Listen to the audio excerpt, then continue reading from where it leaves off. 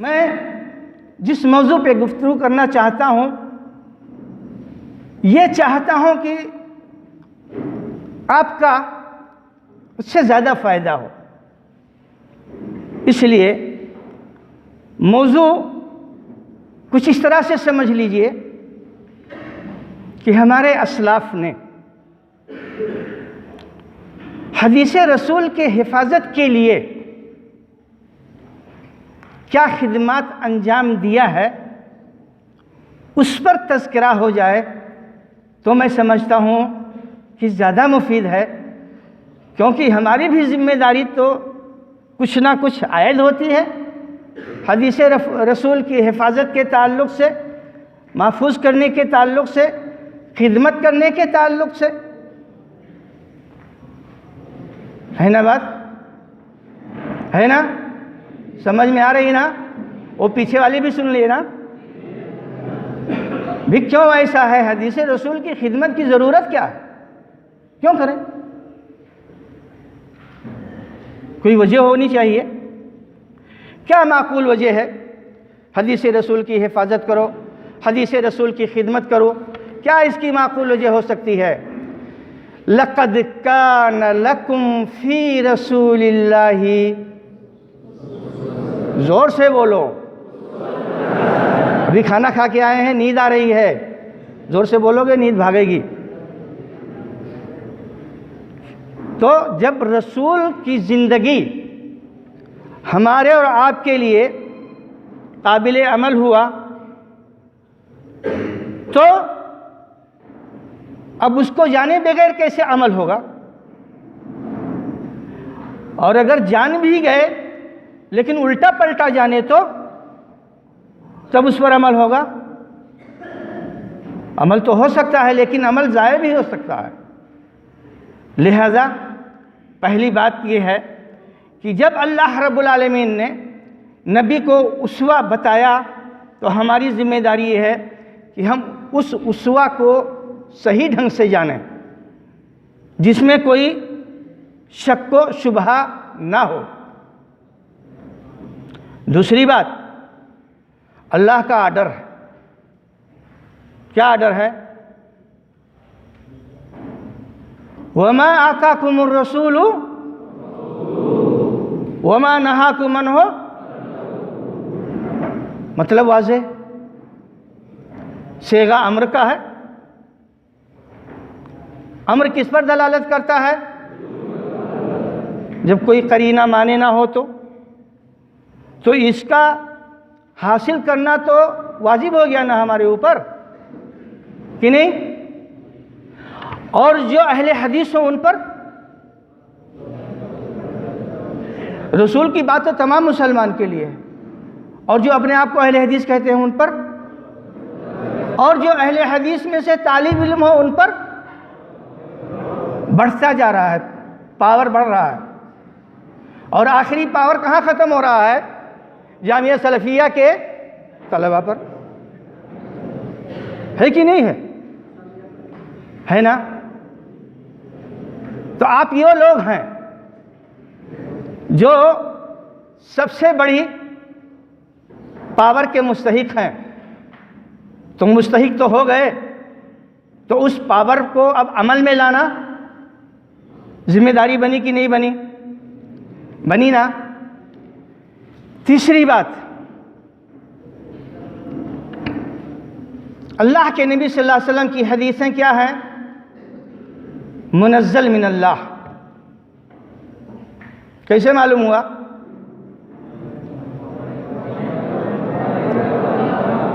وما ينطق ان هو الا، قول کی بات ہو گئی، ان اتبع الا ما یوحى، فعل کی بات ہو گئی۔ قول و فعل سب اللہ کی طرف سے ملا ہوا ہے، اور یہی منزل من اللہ ہے جو ہم سے اور آپ سے سب سے مطلوب ہے۔ اسی کو پڑھو، اسی کو سیکھو، اسی کو محفوظ کرو، اسی کو پھیلاؤ، اسی میں مر مٹو۔ اس کے علاوہ کچھ ہوا تو سب جلہ نکل جائے گا۔ کیوں؟ اللہ کے رسول کے لیے اللہ نے کیا کہا ہے؟ یا ایھا الرسول زور سے بولیے نا، کیوں شرماتے ہیں لڑکیوں کی طرح؟ یہ کون سی بات ہے؟ بلغ ما انزل الیک من ربک وان لم تفعل، کیا مطلب ہوا؟ جب رسول سے قابل قبول نہیں ہے منزل من اللہ کے علاوہ، تو ہم جھولا چھاپ والوں سے قابل قبول ہوگا؟ کتنا بھی لمبا سفر کر جائیں، کتنا بھی بوریا بستر سر پہ رکھے رہیں، ہوگا؟ کیوں نہیں ہوگا؟ منزل من اللہ اگر نہیں ہے تو نہیں ہوگا، اور ہے تو بہت خوشی کی بات ہے۔ یہ اسوہ، یہ حدیث جس کو ہم لوگ حدیث کہتے ہیں، یہ اللہ کے کلام کی تفسیر ہے۔ وَأَنزَلْنَا إِلَيْكَ الذِّكْرَ مَا نُزِّلَ إِلَيْهِ، اور یہی تفسیر، یہی بیان، یہی حدیث رسول ہے۔ بغیر حدیث رسول کے قرآن کا فہم، قرآن پر عمل بڑا مشکل مسئلہ ہوگا۔ تو یہ سارے اسباب ہیں جن کی بنیاد پر ہم کو کیا کرنا ہے؟ حدیث رسول کو سیکھنا ہے، حاصل کرنا ہے، محنت مشقت کرنا ہے، عمل کر کے بتانا ہے، دوسروں تک پہنچانا ہے، اور یہی باتیں کل ماحضر کا خلاصہ ہے۔ اب اس کی تفصیل میں آپ جتنا بھی دور جانا چاہیں جا سکتے ہیں۔ مثلا صحابہ کرام نے سب سے پہلے اس تعلق سے کیا کیا؟ اللہ کے نبی صلی اللہ علیہ وسلم کی مجلس میں بکثرت حاضری کس لیے رہتی تھی؟ وہ جماعت جس کو اصحاب صفہ کہا جاتا ہے، ان کا کام کیا ہوتا تھا؟ وہ وفود جو دور دور سے اللہ کے نبی صلی اللہ علیہ وسلم کے پاس آتے تھے صحرا نوردی کرتے ہوئے، کس لیے آتے تھے؟ کہاں بحرین اور کہاں مدینہ منورہ؟ لوگ کیوں آ رہے ہیں؟ اسی لیے نا، تاکہ رسول کی باتیں، آپ کی سیرت، آپ کا اسوہ یہ ہم کو معلوم ہو جائے۔ آپ کیسی زندگی گزار رہے ہیں، آپ کیا کہہ رہے ہیں، آپ کی ہدایتیں کیا ہیں، آپ کا عملی نمونہ کیسے ہے، یہی سب سیکھنے آتے تھے نا۔ تو سب سے پہلی ذمہ داری تو سیکھنے والی ہی ہوتی ہے۔ تو یہ نمونہ کس نے پیش کیا؟ صحابہ کرام نے پیش کیا، اصحاب صفہ نے پیش کیا، حضرت ابو ہریرہ نے پیش کیا، حضرت ابن عمر نے پیش کیا، حضرت عائشہ نے پیش کیا، اور تمام صحابہ نے پیش کیا۔ لہذا ذمہ داری کیا بنی ہماری اور آپ کی؟ سیکھیں، دل و جان سے سیکھیں۔ آپ نے سنا ہوگا، پڑھا ہوگا، حضرت عمر رضی اللہ تعالیٰ عنہ اور ایک انصاری صحابی آپس میں باری لگائے ہوئے تھے۔ آج آپ جاؤ، کل میں جاتا، گئے، کیا بات ہوئی آج؟ رسول کا کیا کیا حکم ہے؟ کس سے روکا، کس سے منع کیا، کیا پروگرام ہے؟ ایک دوسرے کو بتا رہے ہیں۔ باری لگا کر کے حدیث رسول کو حاصل کرنے کا یہ نمونہ کہاں پہ موجود ہے؟ صحابہ کی زندگی میں موجود ہے۔ اور ہم اپنے آپ کو سلفی کہتے ہیں، اور سلف کی جب بات آتی ہے تو نمبر 1 پر صحابہ کا نام لیتے ہیں۔ لہذا ہماری آپ کی ذمہ داری کچھ بن رہی ہے نا، ہے نا؟ اچھی بات ہے۔ اس کے علاوہ اور جو باتیں ہیں،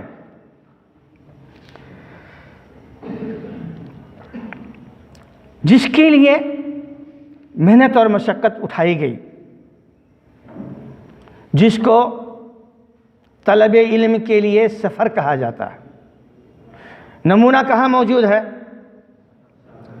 معلوم ہے آپ کو، حضرت جابر رضی اللہ تعالیٰ عنہ مدینہ منورہ سے کہاں گئے تھے؟ ملک شام، ہے نا؟ آپ کے ساتھی بتا رہے ہیں، بالکل پکی بات، آپ بھی بولیے زور سے، لیکن آپ لوگ پتہ نہیں کیوں شرماتے ہیں سلفیت میں پڑھ کر کے۔ بولتے رہیے، دماغ میں بات بیٹھے گی انشاءاللہ۔ جی، کون صحابی گئے تھے ملک شام؟ جابر رضی اللہ تعالیٰ عنہ۔ کس کے پاس گئے تھے؟ عبداللہ ابن انیس۔ کس کے پاس؟ کس کام سے؟ ایک حدیث۔ کس کام سے؟ ایک حدیث۔ کتنا دور ہے دمشق مدینہ سے؟ ارے اس وقت کچھ نہیں تو 15 دن تو لگتا نہ رہا ہوگا دکتور، کم سے کم ہے۔ تو ایک حدیث کے لیے 15 دن کا کتنا مشکل ترین سفر اس زمانے میں تھا، آپ تصور کیجئے۔ کوئی ہوائی جہاز تھوڑا تھا بمبئی بیٹھو اور مدینہ اتر جاؤ، کتنا مشکل سفر تھا، لیکن اس کو انہیں نے کیا کیا؟ کس کے لیے؟ ایک حدیث کے لیے۔ ایسے ایسے قطرہ قطرہ سمندر جمع ہوا، جس میں صحابہ کا بہت بڑا کردار ہے۔ ابو ایوب انصاری رضی اللہ تعالیٰ عنہ مصر گئے، کس کے پاس؟ عقبہ ابن عامر صحابی رسول کے پاس۔ مصر کہاں ہے؟ سمندر کے اس پار، بحر احمر کے اس پار ہے۔ یعنی سفر کس سے رہا ہوگا؟ تو نہ دریا کو چھوڑا، نہ صحرا کو چھوڑا، نہ خشکی کو چھوڑا۔ کس لیے سب مشقتیں ہوئیں؟ جناب محمد رسول اللہ صلی اللہ علیہ وسلم کی سیرت، آپ کا اسوہ، آپ کی حدیثوں کو اکٹھا کرنے کے لیے۔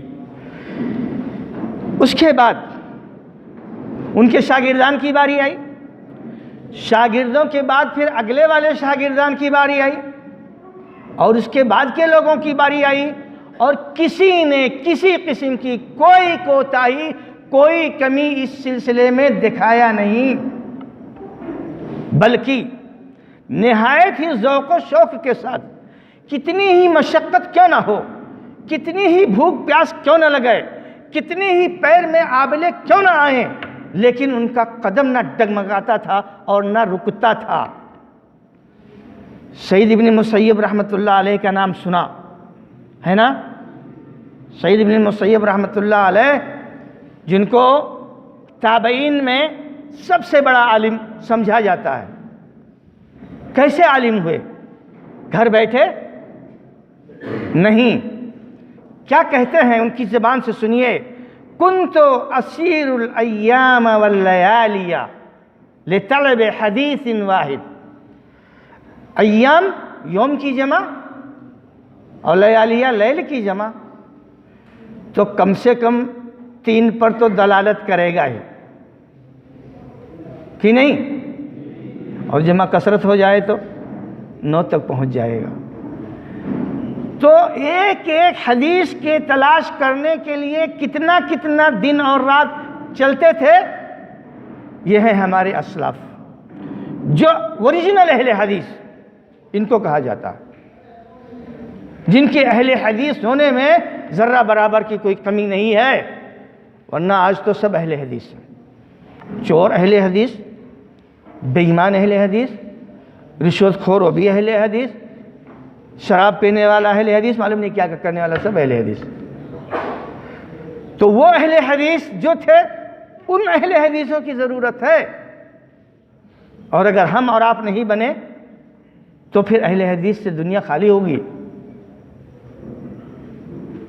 تو یہ سعید ابن مسیب رحمۃ اللہ علیہ اپنا کردار بتا رہے ہیں۔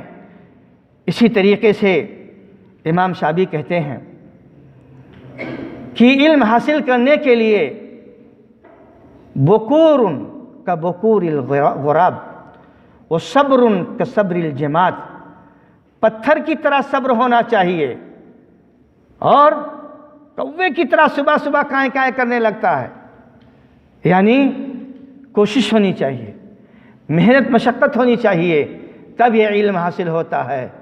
امام زہری رحمۃ اللہ علیہ کے بارے میں آتا ہے کہ کان یقرأ ربات الحجال، گھروں کے دروازوں پہ جا جا کر کے خواتین جہاں رہتی تھیں دروازہ کھٹکھٹا کے پوچھتے تھے کہ آپ کے پاس کوئی حدیث رسول موجود ہے؟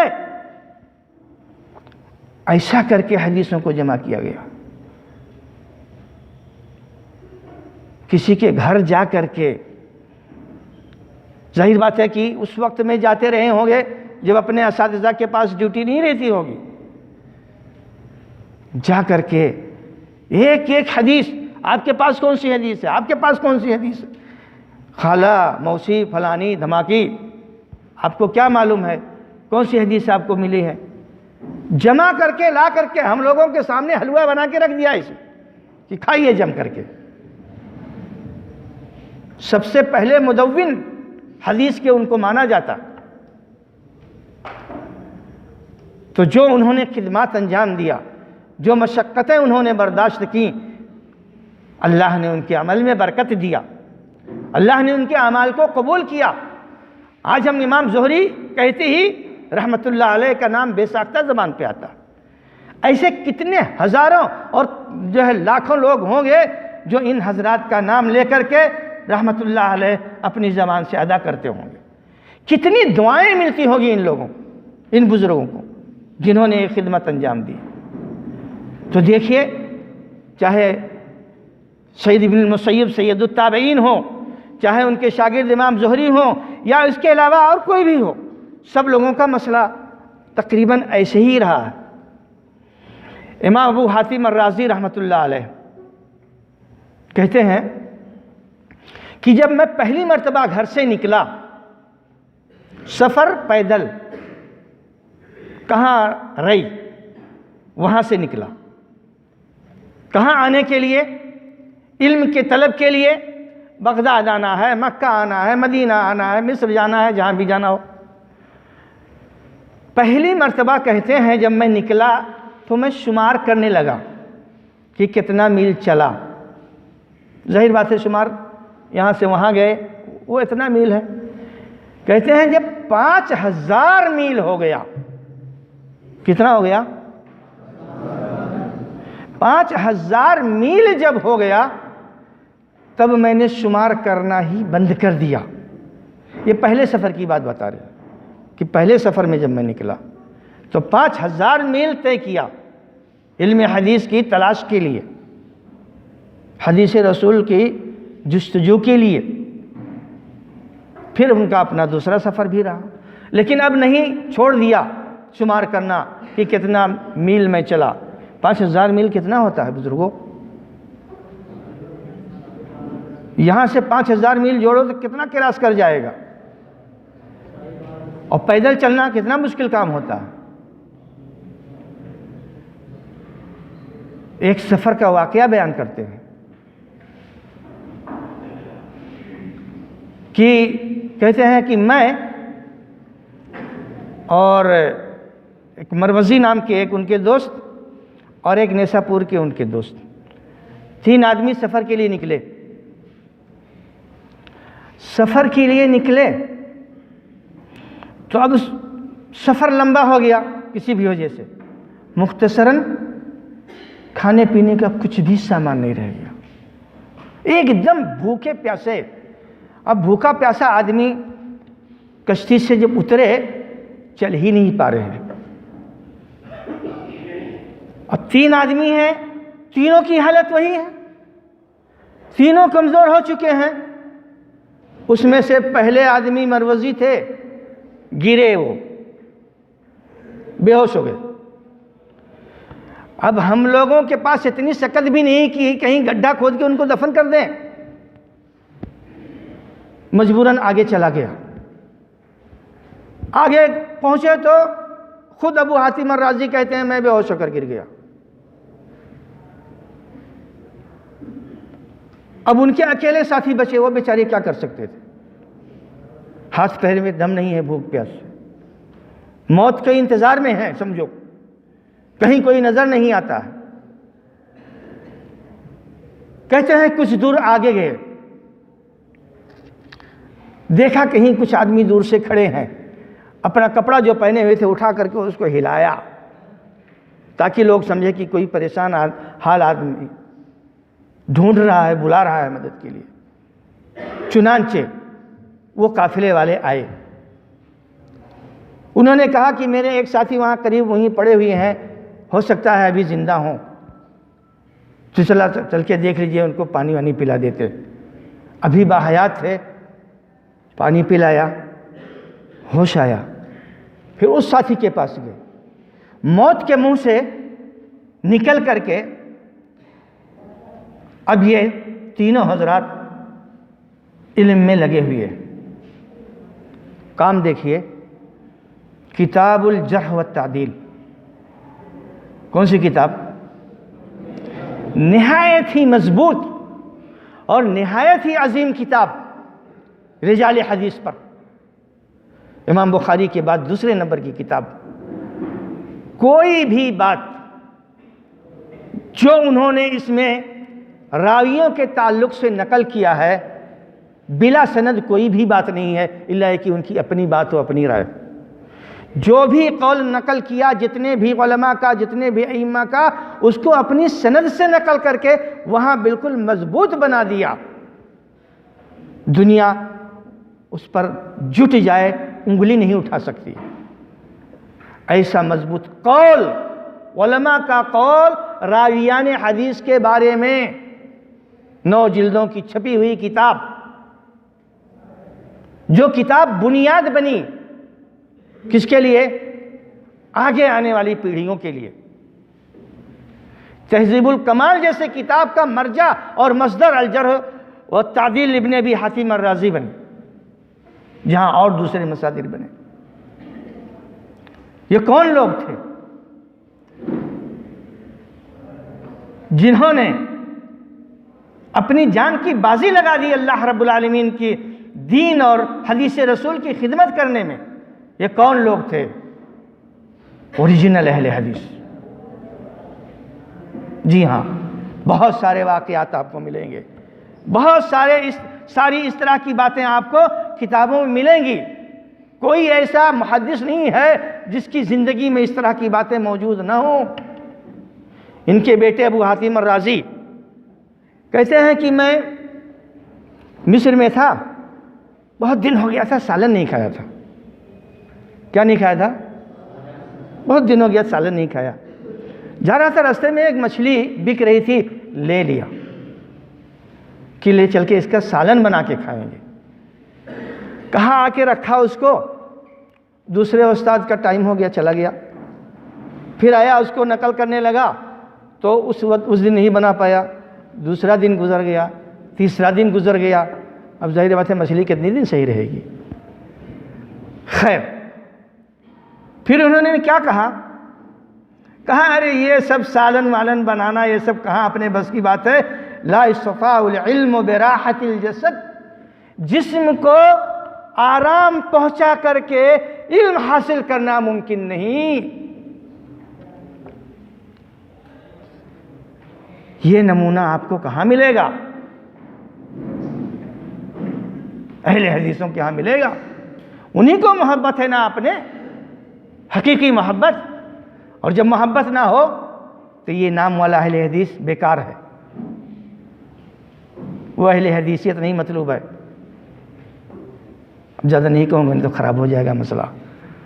جی ہاں، تو بزرگوں، یہ پہلی بات ہوئی، حدیث کی تلاش اور جستجو کا نمونہ یہ ہمارے لیے موجود ہے، ہر قسم کا نمونہ موجود ہے۔ لہذا ہم میں سے ہر ایک کو یہ عزم کرنا چاہیے کہ ٹھیک ہے ہم اتنا نہیں کر سکتے، اتنی طاقت اللہ نے اگر نہیں دی، نہیں کر سکتے تو 10-5% تو کر سکتے نا، تو جتنا کر سکتے ہیں اتنے میں کوتاہی کیوں؟ لہذا ایک سبق یہ یاد رکھیے۔ اس کے بعد جو دوسرا سبق ہے وہ سبق آتا ہے تحقیق حدیث کا۔ مل جائے، اس زمانے میں، صحابہ کے زمانے میں تحقیق کی کوئی زیادہ ضرورت نہیں۔ رسول نے کہا، صحابی نے بتایا، رسول نے کہا، بات پکی، الا ماشاء اللہ۔ تو تحقیق کا کوئی مسئلہ ان کے زمانے میں اتنا زیادہ نہیں تھا، بہت معمولی مسئلہ تھا، اور وہ معمولی مسئلہ حضرت ابوبکر صدیق رضی اللہ تعالیٰ عنہ کی اپنی سیرت میں، حضرت عمر فاروق رضی اللہ تعالیٰ عنہ کی اپنی سیرت میں بالکل واضح ہے۔ واقعہ بیان کرنے کی ضرورت نہیں، آپ لوگوں نے پڑھا ہوگا۔ مسئلہ آیا وراثت کا، دادی کی وراثت کا یا نانی کی وراثت کا۔ بھائی تو اللہ کی کتاب میں تو نہیں ہے، اور مجھ کو رسول کی سنت بھی اس سلسلے میں نہیں معلوم۔ تو ٹھیک ہے، آپ کہہ رہے ہیں، ظاہر بات ہے انہوں نے جب بات کہی تو ان کی بات پر ان کو یقین ہو گیا۔ ایک صحابی کی بات ہے کہ ایسا رسول نے کیا ہے، کہا ہے۔ انہوں نے پھر بھی تھوڑا سوچا کہ مسئلے کو اور اچھی طرح سے سمجھ لیں، سوچ لیں، کیونکہ وراثت کا مسئلہ جب اللہ کی کتاب میں نہیں ہے اور یہ یہاں مسئلے کی بات آ رہی ہے تو خیر، دوسرے صحابی نے بتایا کہ ایسا ہے، مسئلہ حل ہو گیا۔ یہ تحقیق کی بالکل ابتدائی مرحلہ سمجھ لیجئے کہ ہو رہا ہے، اتنی ہی ضرورت تھی، اتنے میں کام ہو گیا۔ حضرت عمر رضی اللہ تعالیٰ عنہ اور ابو موسیٰ اشعری رضی اللہ تعالیٰ عنہ کا قصہ معلوم ہے نا سب کو؟ سب کو معلوم ہے نا انشاءاللہ؟ نہیں معلوم ہے؟ اب اتنا دھیرے بولتے کہ مجھ کو یقین ہی نہیں آتا۔ بلائیے نا ان لوگوں کو، یہ کیا جامعہ سلفیہ میں پڑھتے ہیں؟ ارے بولو کہ یہ اڑ جائے چھت، اتنا زور سے بولو، تب سمجھ میں آئے گا کہ سمجھ رہے ہیں۔ بزرگوں صرف مسئلہ اتنا تھا کہ حضرت عمر کے پاس ملنے گئے تھے، السلام علیکم، ارے ابو موسیٰ ہے آپ کے دروازے پر بھائی، ارے عبداللہ ابن قیس بول رہا ہوں، ارے اشعری یہاں کھڑا ہے آپ کے یہاں، کچھ نہیں، چلے آئے۔ اتنے میں نکلے، ہاں جی کہاں جا رہے ہو؟ جا رہا تھا، 3 مرتبہ بلایا تو آواز نہیں آئی، تو جا رہا تھا اس لیے کہ ایسے رسول کا حکم ہے کہ کسی کے یہاں 3 مرتبہ اجازت دو، اب نہیں دروازہ کھولا تو اب مت پھٹکو وہاں، زیادہ مت بڑبڑاؤ، چلے آؤ۔ تو جا رہا تھا، کہا ارے اللہ کے رسول کی حدیث تم ہی اکیلے جانتے کیا؟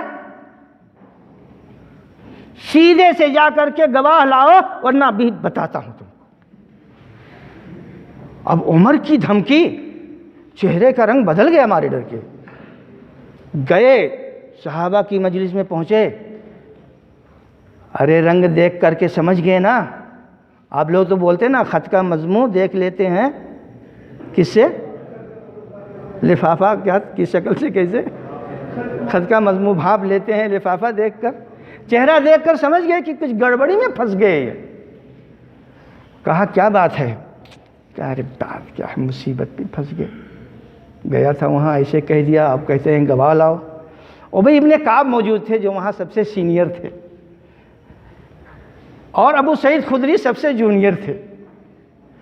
کہا کوئی نہیں جانا، یہ سب سے چھوٹے جو ہیں یہ جائیں تاکہ عمر کو یہ احساس ہو جائے کہ جی ہاں حدیث رسول آپ سے زیادہ جاننے والے بھی، یہ چھوٹا بچہ جو جانتا ہے وہ آپ نہیں جانتے، یہ جائے گا۔ گئے، شہادت دیا، مسئلہ ختم ہوا۔ خیر انہوں نے کہا بھی کہ بھائی یہ مطلب نہیں تھا کہ آپ ہمارے یہاں قابل وثوق نہیں ہیں، آپ کی بات میں سن نہیں پاتا ہوں، مانتا نہیں ہوں کہ آپ کی بات سچ نہیں، ٹھیک ہے سب سچا ہے، لیکن ذرا اللہ کے رسول کی بات بیان کرنا ہو تو تھوڑا سیم برتو، ایسے کہ بس پھٹ سے حدیث پر پھٹ سے حدیث۔ اور ہمارے یہاں کیا ہوتا ہے آج، یہ جاہل مطلق جو یہ کیا کہتے ہیں اس کو، نیٹ اور پتہ نہیں کیا کیا کہتے ہیں، اس سے 2-4 حدیث پڑھ لیا، پھٹافٹ حدیث، پھٹافٹ حدیث، سب سے بڑے محدث ہو گیا یہ لوگ، اور بہت بڑے بڑے اللہ عالم اور کیا کیا ہو گئے، اللہ معاف کرے، کیا کہیں گے۔ تو اللہ کے رسول کی حدیث ہے، تھوڑا احتیاط برتو نا، پھٹ سے حدیث بات کرنے لگتے۔ تو یہ تحقیق کا نرالا اصول ابتدائی مرحلے میں اتنی ضرورت تھی، اب جب اس سے زیادہ ضرورت پڑی تو ظاہر بات ہے کہ جتنی ہی ضرورت پڑتی گئی مسئلہ اتنی ہی ٹائٹ ہوتا گیا اور اصول اور ضوابط اتنی ہی حساب سے بنائے گئے. چنانچہ جب بات آگے بڑھی تو بات یہاں تک پہنچی. حضرت ابن عباس رضی اللہ تعالیٰ عنہ کیا کہتے ہیں؟ کننا اذا سمعنا قال رسول اللہ صلی اللہ علیہ وسلم ابتدرته الینا ابصارنا واصغینا الیہ بآذاننا فلما رکب الناس الصعب والذلول ما ناخذ من رسول اللہ صلی اللہ علیہ وسلم الا ما نعرف. پہلے جیسے سنتے تھے کسی کی زبان سے قال رسول اللہ فوراً اٹینشن کیا ہو جاتے تھے، ایک دم ریڈی تیار، کان لگا دیا. اللہ کے رسول کی بات، ہاں کیا کہہ رہے ہیں؟ اتنے اہتمام کے ساتھ ہم رسول کی بات سنتے تھے. لیکن جب اب سب علم گلم لوگ بیان کرنے لگے، ہر کس و ناکس جس کے پاس وہ صفات ہیں مطلوبہ وہ ہو یا نہ ہو بیان کرنے لگے. اب سب سے بات نہیں لیتے ہم لوگ، نہ اب سب سے نہیں بات لیتے. اب کم سے کم یہ زمانہ آ گیا کیا؟ سمو لنا رجالکم، تم نے سنا کس سے وہ نام بتاؤ نا. اس نام کو ظاہر کرنے میں کیا ہے بھائی؟ کسی حدیث سے سنا وہ بتاؤ، جب بتاؤ گے تب مانیں گے، تو نہیں مانیں گے. کوئی بدعتی نہ ہو اس میں جس نے آپ کو بتایا. تو یہ تحقیق کے نمونے تھے. ایک مثال آپ کے سامنے اور بیان کروں گا تاکہ آپ لوگ کا وقت زیادہ نہ ہو. بہت نادر مثال ہے. مثال جو پیش آیا یہ امام شعبہ رضی اللہ تعالیٰ عنہ کا واقعہ. امام شعبہ رضی اللہ رحمۃ اللہ علیہ اپنے زمانے کے سمجھیے کہ جرح و تعدیل کے امام تھے. جب اقوال شروع ہوئے بنیاد رکھ رہے تھے، اس لیے ان کے اس میں تھوڑا جو ہے سختی پائی جاتی تھی. حدیث کی حفاظت کا مسئلہ تھا، اس لیے ان کی طرف کچھ بہت ساری باتیں ایسی آپ کو سنائی دیں گی، لیکن وہ ان کی مجبوری تھی. حدیث رسول کی حفاظت کے لیے کل کرنا تھا. ایک صاحب نے ایک روایت سنائی ان اسرائیل ان ابی اسحاق ان عبداللہ ابن عطا ان عقبہ ابن عامر. اتنی بات سنائی، حدیث سنائی پوری فضیلت میں ذکر کے. یہ سند سنتی ہی اتنا غصہ لگا ان کو کہ جس نے یہ کہا تھا ایک تماچا زور سے مارا، ان کو جھاپڑ لگا دیا، کیونکہ ان کو جلدی برداشت نہیں ہوتا تھا. بیٹھ کے رونے لگے. تھوڑی دیر کے بعد ان کی طرف متوجہ ہو کر کہتے ہیں جی روتے کیوں؟ دوسرے نے کہا ارے جھپڑیا دیا، ابھی آپ پوچھتے روتے کیوں؟ بھائی مار کھائے گا تو کیا کرے گا آدمی؟ روئے گا ہی. آپ بزرگ آدمی ہیں، ماریں گے تو کیا کرے گا بھائی؟ استاد کا درجہ آپ کا ہے، وہ شاگرد ہے. تو کہا ارے تو اب جو مار کھانے کا کام کرے گا مار کھائے گا نا. تو مار کھانے کا کام کیا اس نے مارا، تو کام وہی کیا تو مارا، تو اب چپ ہونے آ چاہیے نا. کہا سنو یہ حدیث میں نے خود سنی ہے فلاں فلاں سے. اس کے بعد انہوں نے بتایا کہ میں جب گیا اس حدیث کو جب میں نے سنا تو میں نے اس کی تحقیق کی، اور جب میں نے اس کی تحقیق کی تو اس میں کیا کیا چیزیں ملیں اب اس کو انہوں نے بتایا. کہا میں عبداللہ ابن عطا جس کا نام لے رہے ہو، میں خود ان کے پاس گیا. میں نے ان سے پوچھا کہ یہ حدیث آپ سے کس نے سنی؟ تو کہا کہ بھائی یہ حدیث جو ہے میں نے سعد ابن ابراہیم سے سنی ہے. اور یہ عبداللہ یہ امام شعبہ اس وقت بصرہ میں تھے اور عبداللہ ابن عطا یہ مکہ میں تھے. تو یہ بصرہ سے چل کر کے مکہ مکرمہ آئے، اس حدیث کی معرفت حاصل کرنے کے لیے کہ اس کا مسئلہ کیا ہے، کیونکہ عبداللہ ابن عطا کی ملاقات کسی صحابی سے ہو یہ تو سمجھ میں نہیں آتا ہے، فاصلہ بہت زیادہ ہے۔ تو گئے مکہ مکرمہ عبداللہ ابن عطا کے پاس، ان سے پوچھا کہ یہ حدیث آپ سے کس نے بیان کیا ہے؟ کہا سعد ابن ابراہیم نے۔ کہا اچھا وہ ملیں گے کہاں؟ کہا مدینہ میں ملیں گے۔ مکہ سے چل دیے مدینہ، بصرہ سے گئے مکہ سے آئے مدینہ۔ اب مدینہ منورہ میں جب آئے تو ان سے جب پوچھا تو کہا کہ یہ روایت مجھ سے زیاد ابن مخراق نام کے راوی نے بیان کیا ہے۔ اچھا تو وہ کہاں ہیں؟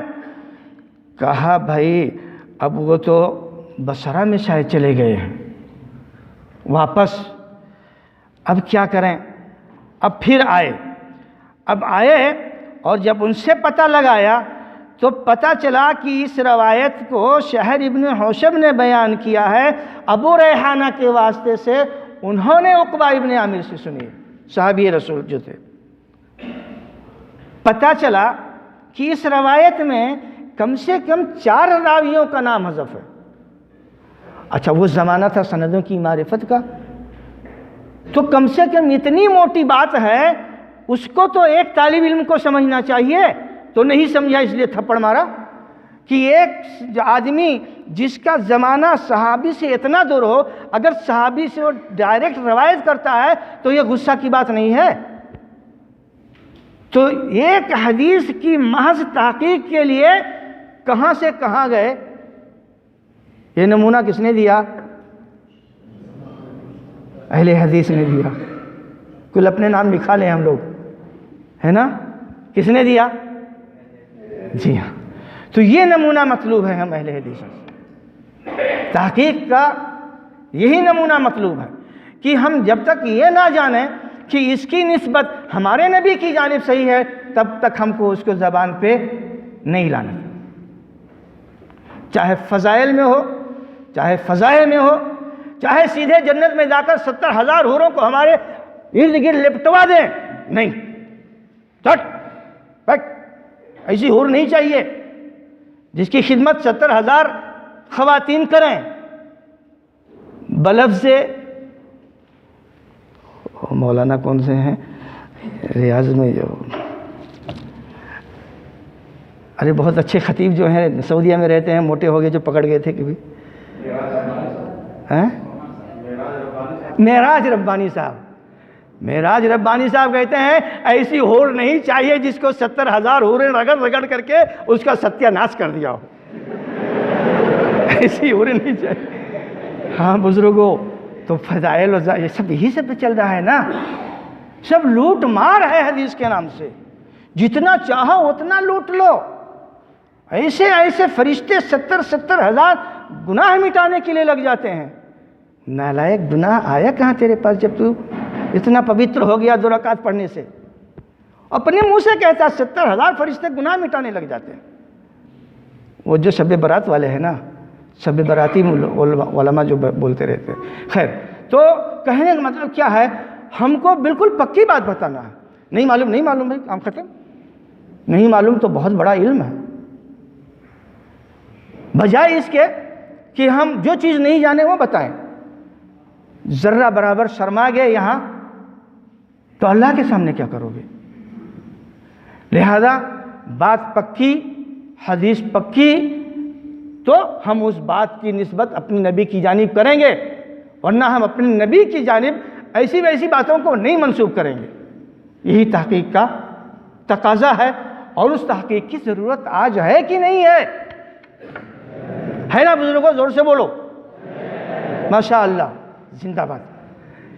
تو اب یہ تحقیق کی ابھی بہت ضرورت ہے، بہت کتابیں لکھی جا چکی، تو کیا آنکھ بند کر کے سب کو قبول کر لیں گے؟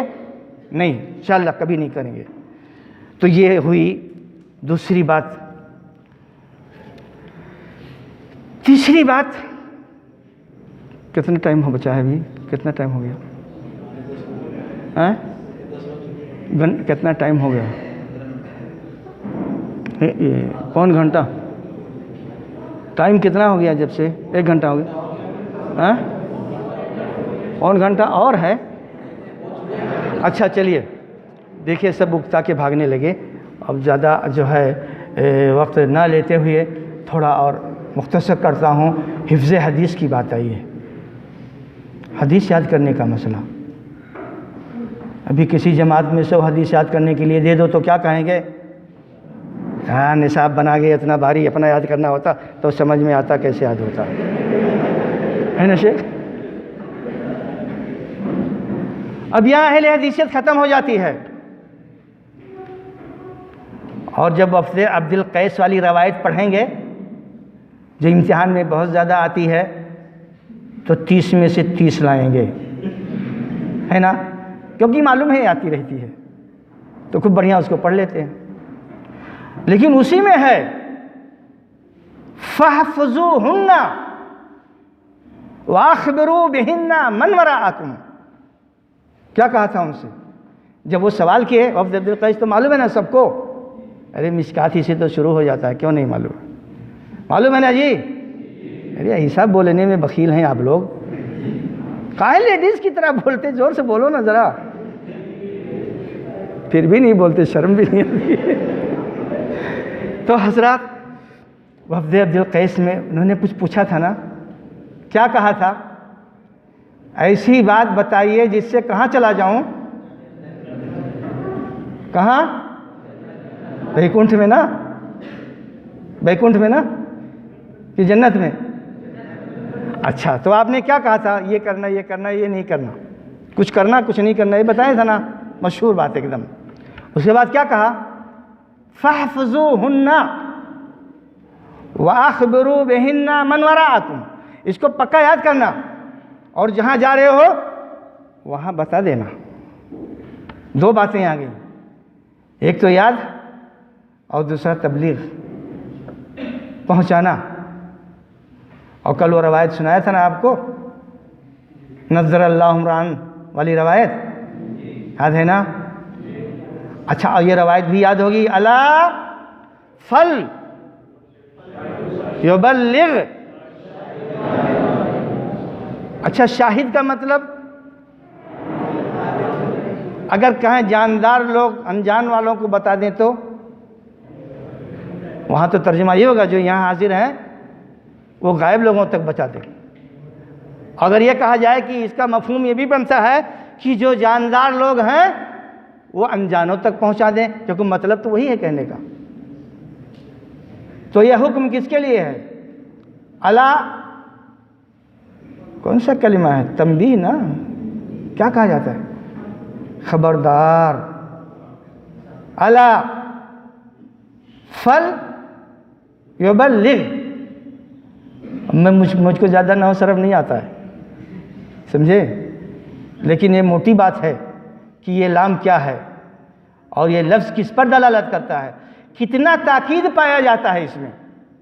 الا فلیبلغ الشاہد منکم الغائب۔ تو تبلیغ کی بات اور یاد کرنے والی بات، یہ دونوں چیزیں ہم سے مطلوب ہیں۔ میں دونوں چیزوں کو یہاں اس لیے جمع کر رہا ہوں تاکہ آپ کا وقت جلدی ختم کر دوں، زیادہ نہ بیٹھاؤں آپ کو۔ تو بزرگوں، یاد کا مسئلہ جو حفظ حدیث کا مسئلہ ہے وہ ایک بہت بڑی ضرورت ہے اور رہے گی، کیونکہ اپنے ہندوستان میں ایک بہت بدترین رواج ہے پڑھنے کا۔ کون سا رواج؟ رواج یہ ہے کہ مدرسے کی کتاب لے لو اور اس کو اپنے بیگم کا لیٹر پیڈ بھی بنا لو، یعنی جو مرضی ہے اس پہ لکھو۔ یہ حقیقت نہیں ہے، ہے نا حقیقت؟ مدرسے کی ملی ہوئی کتاب اس کے بعد جو طالب علم پاتا ہے اس کو دیکھ کر کے گھن آتی ہے، جتنی تحریریں اس پر ہو جاتی ہیں۔ اور آپ کو کیا کرنا ہے؟ آپ کو کتاب نہیں لینا ہے۔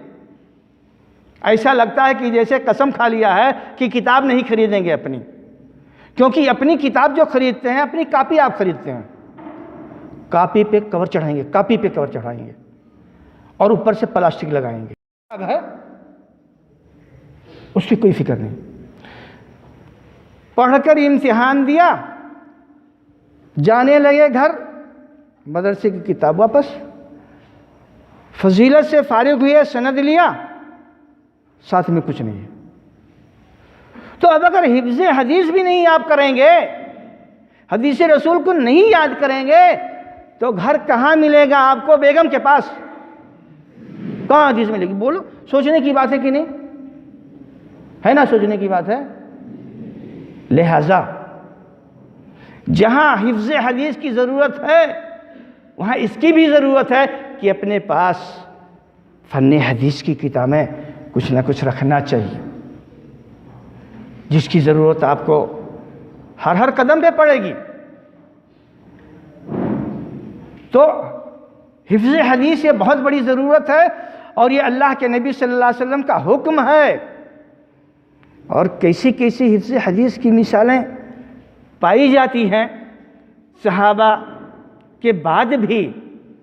صحابہ کو تو خیر کہا جاتا ہے کہ وہ اس زمانے کے تھے جس میں قوت حافظہ بہت مضبوط ہوا کرتا تھا، یقیناً، لیکن اس کے بعد بھی قوت حافظہ جو اللہ رب العالمین نے دیا ان خدام حدیث رسول کو، بالکل کبھی کبھی ایسا آتا ہے کہ جو ہے یقین نہیں آتا ہے، لیکن وہ بالکل مبنی بر حقیقت ہوتی ہیں۔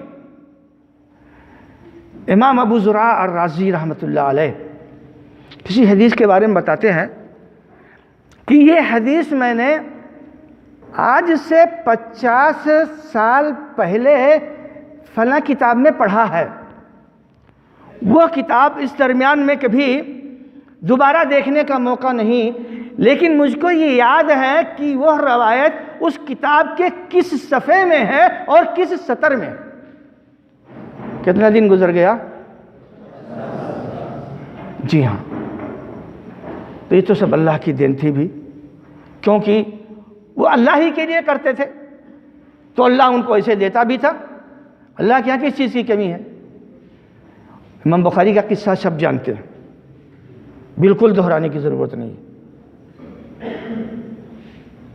اگر صحیح یاد کرنا ہو تو ذرا آسان ہے، اور غلط یاد کرنا، اور وہ بھی ایک مرتبہ سن کر کے، 10 بچوں نے جو حدیثیں سنائی تھیں، ایک مرتبہ انہوں نے سنایا الٹا پلٹا بنا کر کے، اور انہوں نے اسی ترتیب سے واپس اسی مجلس میں اسی وقت سنا دیا سب کو کہ تمہاری بات، تمہاری یہ حدیث نمبر 1 یہ، نمبر 2 یہ، اس میں یہ غلطی، اس میں یہ غلطی، اس میں یہ غلطی، صحیح یہ ہے۔ اتنا مضبوط حافظہ اللہ نے دیا تھا۔ تو ہم اللہ کے ہوں گے تو کوئی بعید نہیں اللہ ہم کو حافظہ ویسے عطا کرے۔ تو جو ہم دل لگا کے حدیث رسول یاد کریں گے تو انشاءاللہ اللہ کی مدد ملے گی۔ ایسا نہیں ہے کہ وہ یاد نہ ہو سکے، بھائی لاکھوں حدیثیں لوگ یاد کرتے تھے، تو ہم لوگ 1000 حدیث بھی نہیں یاد کر سکتے تھے جو ہے 6 سال میں 8 سال میں۔ بہرحال تو یاد کرنا حدیثوں کو یہ ہماری اور آپ کی بہت بڑی ضرورت ہے، اور جو ہر جگہ ہمارے اور آپ کے کام آئے گی، اور اس کے ساتھ ساتھ اس کا پہنچانا بھی ہماری ذمہ داری ہے۔ اور پھر آخری مرحلے میں جو بات آتی ہے، آخری مرحلے میں تو نہیں آتی ہے لیکن یہاں آخری مرحلے میں ہی ہے، اس کے مطابق لب لباب پڑھنے کا مطلب، تحقیق کا مطلب، مر مٹنے کا مطلب، لکھنے کا مطلب، اتنی محنت مشقت کرنے کا مطلب کیا ہے؟ اس کے مطابق عمل۔ اس میں کہیں آپ کو حکم دیا گیا ہوگا، کہیں منع کیا گیا ہوگا، کہیں استحباب کی بات ہوگی، کہیں کچھ گنجائش رکھی گئی ہوگی، جس حساب سے احکام آپ جانتے ہیں، حرام، واجب، مباح، مندوب، مکروہ جو سب ہوتا ہے، جس حساب سے حدیث میں حکم ہے، ہم کو اس پہ حتی الامکان کرنا ہے، اور ممانعت والے پر بالکل نہیں کرنا ہے۔ اذا امرتکم بشیء، کیا روایت ہے؟ فَأْتُوا مِنْهُ مَا اسْتَطَعْتُمْ وَإِذَا نَهَيْتُكُمْ فَاجْتَنِبُوهُ۔ تو کرنے والا مسئلہ وہ تو بہت ضروری ہے، اور جو نہ کرنے والا ہے تو وہ تو بڑی اچھی بات ہے، ہم کو نہ کرنے کا حکم دیا جا رہا ہے، کچھ نہیں کرنا ہم کو۔ خاموش رہنا، کرنا ہی نہیں اس کو۔ لہذا یہ اصول ضابطہ جو ہے عمل کرنے کا، اس پر ہم کو عمل کرنا ہے۔ اور آپ جانتے ہیں علماء نے کیا کیا بتایا ہے، عمل ایک مرتبہ کر لو گے تو حدیث ہمیشہ کے لیے یاد ہو جائے گی۔ ہمارے بزرگوں نے، علماء نے بتایا ہے کہ حدیث یاد کرنا ہے، کیا یاد کرنا ہے تو عمل کر لو۔ اور بہت مثالیں ہیں اس کی۔ امام احمد بن حنبل رحمۃ اللہ علیہ کے بارے میں آتا ہے کہ وہ حجامت والی حدیث جب انہوں نے جب پڑھی، ابو طیبہ حجام سے جو رسول نے حجامت کرائی تھی، اور ابو طیبہ کو 1 دینار آپ نے دیا تھا، کچھ سفارش بھی کرا دی تھی اپنے ان کے موالی سے، آقا سے، تو اب پوچھنا لگانے کی ان کو کچھ ضرورت نہیں ہے امام احمد بن حنبل رحمۃ اللہ علیہ کو، لیکن حدیث رسول پر، رسول کی سنت پر عمل کرنا ہے جو انہوں نے پڑھا ہے۔ چنانچہ گئے، پوچھنا لگوایا بلا ضرورت، اور اس کو جو درہم میں اس کا پیسہ ہوتا ہے، پوچھلا نگالے بال کٹانے کی قیمت کتنا دیتے، ویسے ہی پوچھنے کی بھی قیمت ہوتی ہے۔ اس زمانے میں مشکل سے درہم 2 درہم ہوتا ہوگا، لیکن اس کو دیا کیا؟ سونے کا سکہ دیا، کیونکہ رسول نے دیا تھا۔ تو یہ اسوہ اور نمونہ ہمارے اسلاف میں موجود ہے۔ لہذا حضرات، میرے بھائیوں، میرے عزیزوں، میرے بزرگوں، تھوڑی سی توجہ کی ضرورت۔ اپنے آپ کو پہچان لو کہ ہم ہیں کون اور ہم کو کرنا کیا ہے۔ اسی میں انشاءاللہ زندگی میں کمال ہوگا، اور زندگی جو دنیا کی ہے وہاں بھی انشاءاللہ کامیابی ہوگی، اور جو آخرت کی زندگی ہے وہاں بھی انشاءاللہ کامیابی ملے گی۔ اللہ رب العالمین سے دعا ہے کہ اللہ تبارک و تعالی ہم لوگوں کو اپنے آپ کو سمجھنے کی توفیق عطا فرمائے۔ رب العالمین ہم کو جناب محمد رسول اللہ صلی اللہ علیہ وسلم کا سچا اور پکا موتی اور فرما بردار بنائے۔ رب العالمین تو نے جب ہمارے لیے یہ ٹائٹل عطا کیا اہل حدیث کا، تو صحیح معنوں میں ہم کو اہل حدیث بنا۔ رب العالمین تو ہم سے وہی کام لے جو تو نے ان اسلاف سے جو اوریجنل پکے اہل حدیث تھے، رب العالمین اسی طریقے سے عمل کرنے کی توفیق دے۔ رب العالمین ہماری غلطیوں کو، ہماری کوتاہیوں کو، ہماری غفلتوں کو معاف فرما دے۔ رب العالمین ہم تمام لوگوں کو علم نافع عطا فرما۔ رب العالمین جب تک اس دنیا میں زندہ رہیں، دین اسلام پر زندہ رہیں، اور ہمارا خاتمہ ہو تو ایمان پر ہو۔ آمین۔ والحمدللہ رب العالمین۔ والسلام علیکم ورحمۃ اللہ وبرکاتہ۔